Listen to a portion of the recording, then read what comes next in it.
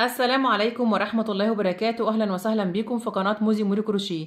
إن شاء الله في حلقة النهاردة هنشتغل مع بعض بوك صغير للفكة والكروت بخيط المكرمية المصري. شكله جميل جدا وطريقته كمان سهلة جدا. تقدروا تكبروا المقاسات وتشتغلوا بنفس الطريقة وبنفس الغرزة، بورتوفيه أو مقلمة أو حتى شنطة كروس زي اللي صورتها على الشاشة دلوقتي. وتقدروا كمان تستخدموا أي نوع خيط يكون مناسب مع الإبرة المناسبة ليه. اتمنى ربنا يوفقني والفيديو النهارده يعجبكم تستفادوا منه. لو عجبكم الفيديو اعملوا له لايك وشير وقولوا لي رايكم في التعليقات.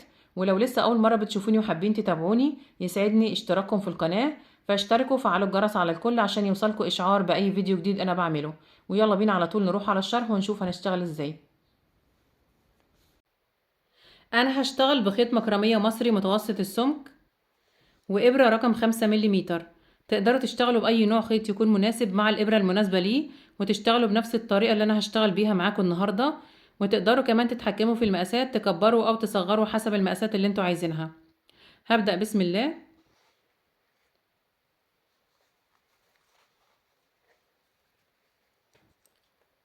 بعمل عقدة البداية وهشتغل 15 سلسلة وهنشوف مقاسهم كام سنتي.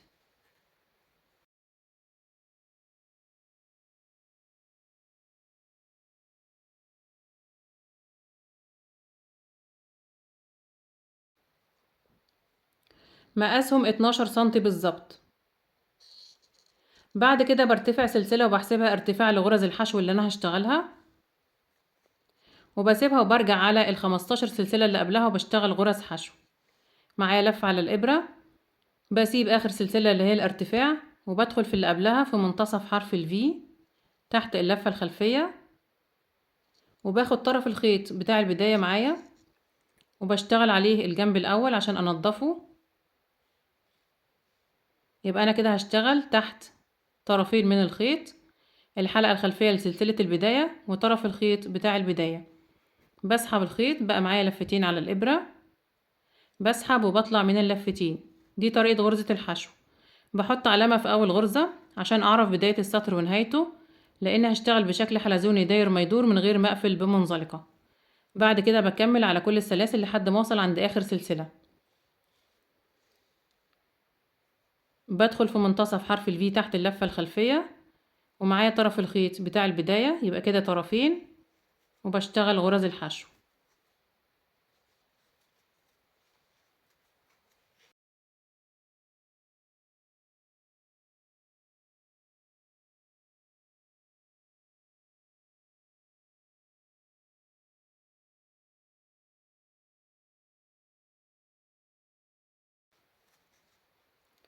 وصلت هنا عند آخر سلسلة هشتغل فيها 3 غرز حشو.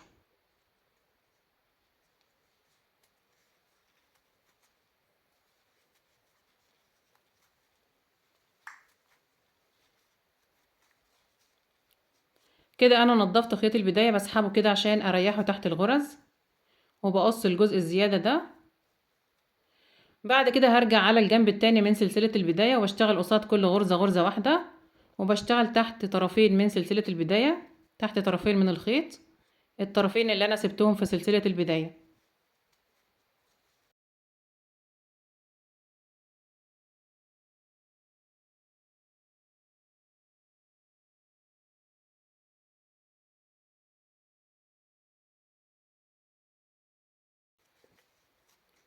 وصلت عند اول غرزة حشو انا بدأت بيها وحطيت فيها العلامة، هشتغل معاها غرزتين في نفس المكان.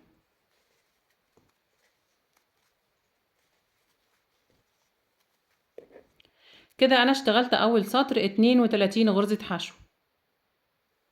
بعد كده من غير ما اقفل بمنزلقة ولا ارتفع اي ارتفاع هبدأ السطر التاني مباشرة. بشيل العلامة من اول غرزة وبشتغل مكانها اول غرزة في السطر التاني تحت الحلقتين تحت حرف الفي، وبحط العلامة في اول غرزة، وهرتفع بالشغل بتاعي على ال 32 غرزة من غير اي تناقص او تزايد لحد ما اوصل للمقاس المناسب اللي انا هغير عنده الالوان. بشتغل في كل غرزة غرزة واحدة.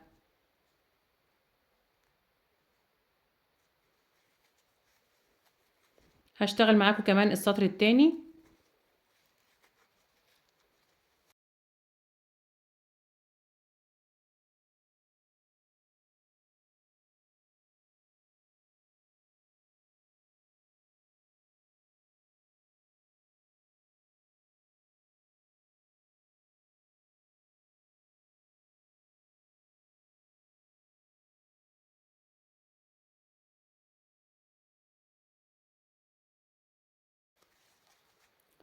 وصلت اخر السطر التاني، بظبط الشغل بتاعي كده، بقلب القاعدة، ده وش الشغل من بره وده هيكون الشغل من جوه. هقص الجزء الزيادة ده،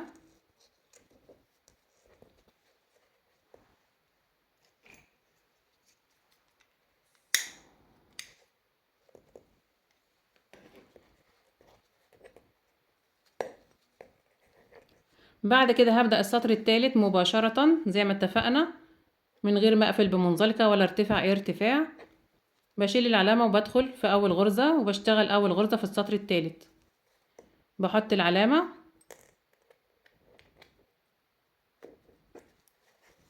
وبرتفع بالشغل بتاعي على 32 غرزة لحد ما اوصل لمقاس مناسب عشان ابدأ اغير اللون التاني، وارجع اقول لكم انا اشتغلت كام سطر ونشوف المقاسات كام سنتي. ارتفعت 5 سطور من غرز الحشو على 32 غرزة لحد ما وصلت لمقاس 6 سنتي. بقى الشكل كده.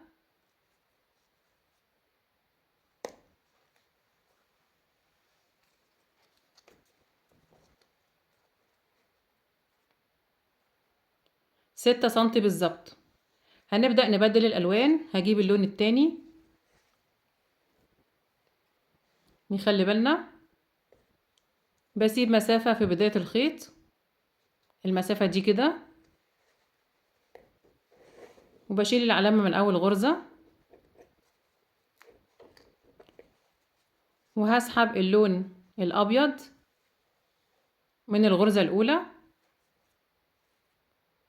ومن تحت الخيط ده كده،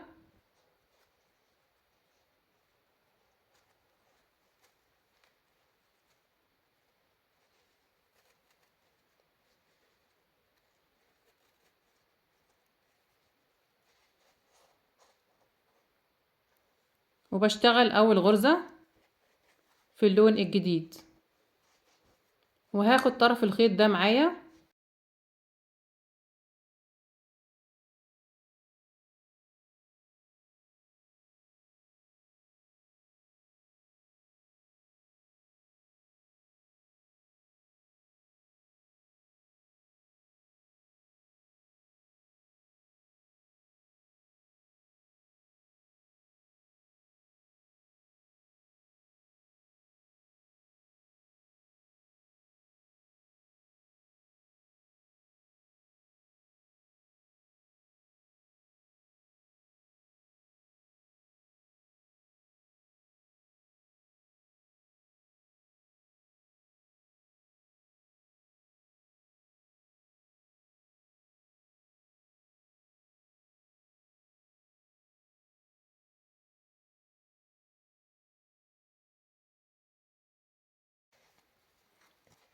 بعد كده هشيل العلامة من أول غرزة وهبدأ السطر الجديد، وهرتفع بالشغل بتاعي داير ما يدور بشكل حلزوني لحد ما اوصل للمقاس المناسب، وارجع اقول لكم انا اشتغلت كام سطر باللون الابيض.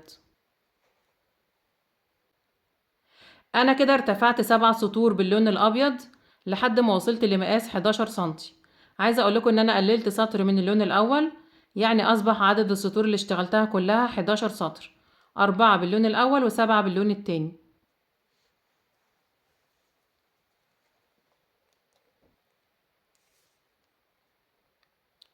مقاس الارتفاع 11 سنتي بالظبط. بعد كده هشتغل سطر من غرز المنزلقة على الفتحة كلها، بشيل العلامة من أول غرزة، معايا لفة على الإبرة، بدخل في أول غرزة تحت الحلقتين تحت حرف الفي وبسحب الخيط، وبعد كده بسحبه من اللفة اللي على الإبرة.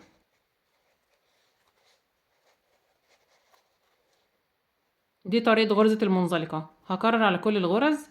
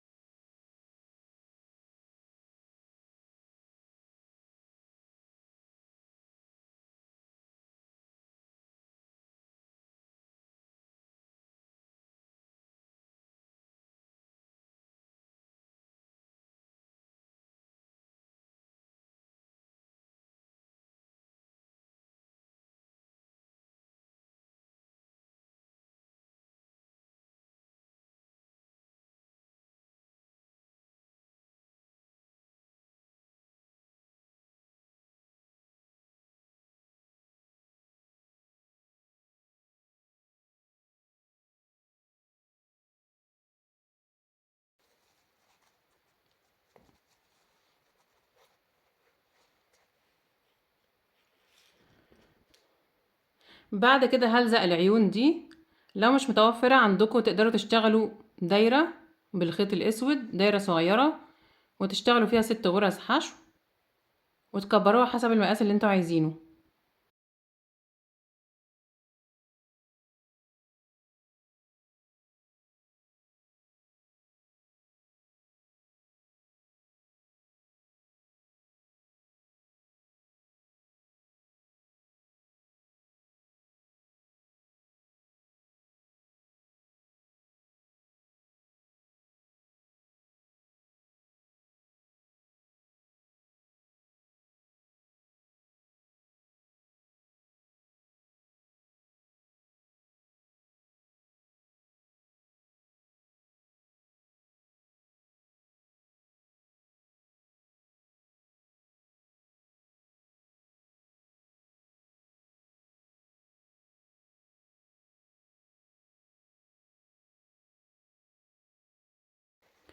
انا اشتغلت الفيونكة دي، اشتغلت 6 سلاسل زائد سلسلة ارتفاع، وارتفعت عليهم 4 سطور من غرز الحشو.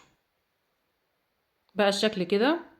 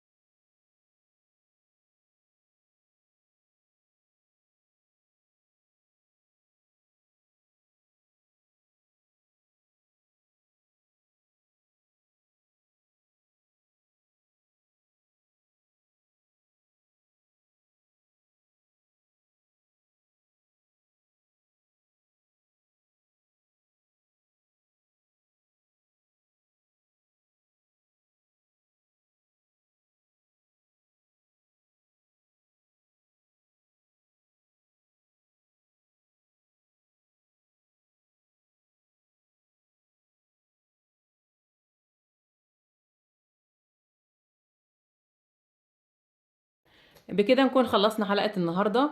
اتمنى يا رب يكون الفيديو عجبكم، تكونوا استفدتوا منه. لو عجبكم الفيديو اعملوا لي لايك وشير، وقولوا لي رأيكم في التعليقات. ولو لسه ما اشتركتوش في القناة اشتركوا وفعلوا الجرس على الكل عشان يوصلكم اشعار بأي فيديو جديد انا بعمله.